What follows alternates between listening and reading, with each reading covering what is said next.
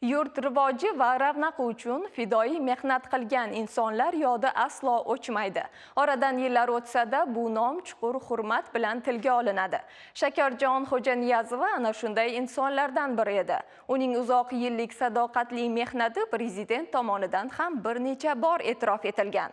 Davlatimiz rahbari shu yilning 1-2 may kunlari Xorazmga tashrifi davomida ham Shakarjon Xo'janiyazova nomini tilga olib, uning xotirasini abadiylashtirish va viloyatda yubileyini o'tkazish topshirig'ini bergan edi. Ayni kunlarda o'quv muassasalari, turli tashkilotlarda uning xotirasiga atalgan tadbirlar ham o'tkazilmoqda. Hozirgi lavha shu haqda.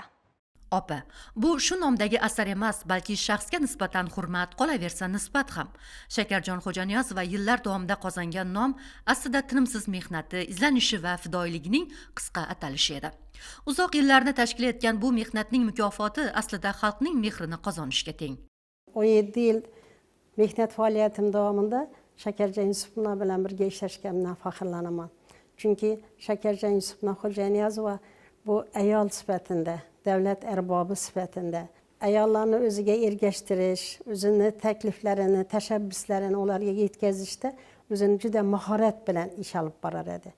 Mana esimda qolgani Shovot tumanida 2006-yilda shu vatan barchamizniki mavzusi asosida Xo'rum festivali o'tkazildi. So'zga taklif qilingan vaqtda onalarga qarab shunday chiroyli so'z bilan murojaat qildiki, shu aziz vatan barchamizniki bo'ladigan bo'lsa, onani vatan bilan birga bog'lab boramiz. Jaloliddin Manguberdiga o'xshagan sarkardalarni, butun dunyoni larzaga keltirgan insonlarni dunyoga keltirgan ham ona bo'ladi. Buning uchun biz onalar bola tarbiyasida, farzand tarbiyasida o'zimizni mahoratimizni ko'rsatib, shu vatan uchun fido bo'lishimiz kerak degan vaqtda shu amfiteatrda qatnashayotgan 2000 ga yaqin ayol o'rnidan turib shunday qarsaklar bilan olqishladi. Bu bilan men Shakarjon Yusupovni so'zda ustoz ekanligini, so'zni o'z o'rnida ishlatib bilishini, u so'z qadrini ishlayotgan, tinglayotgan yetkazib berishda o'zini mahorati bor deb o'ylayman. Shakarjon Xo'janiyazovaning shogirdlari, izdoshlari bugun uning xotirasini yana bir bor yodga olishdi. Yig'ilganlarning har biri u qilgan xayrli ishlar va samarali mehnati haqida so'zlashdi. Men Shakarjon opam Yusupovani 1974-yil talabalik paytimdan bilaman. Shakarjon opamning eng asosiy xususiyatlari, eng aytiladigan namunali bir ibratli bir fazilatlari shundan iborat ediki, hamma yetim yesirlarning boshini silar edi.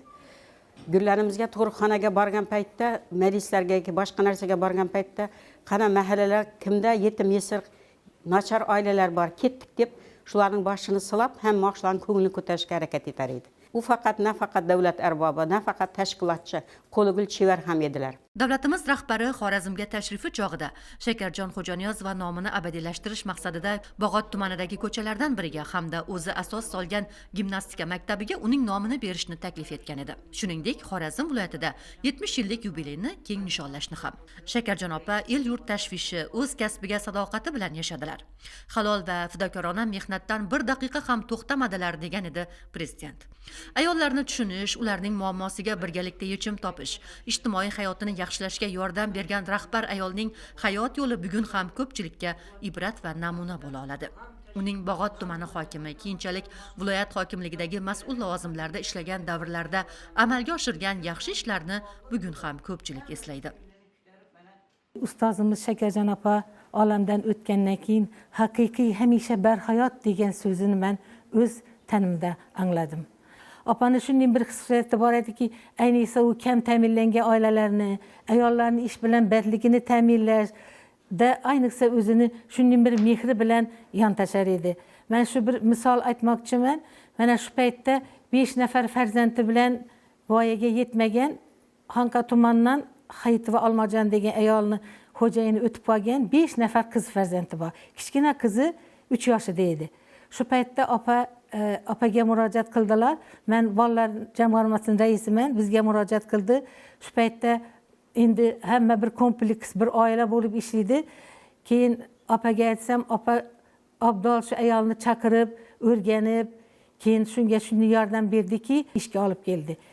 Rahbarlikni martaba deb emas, balki mas'uliyat deb bilgan ayol fidoyi mehnat qilganligi, hamisha xalq dardida yonganligi ham haqiqat.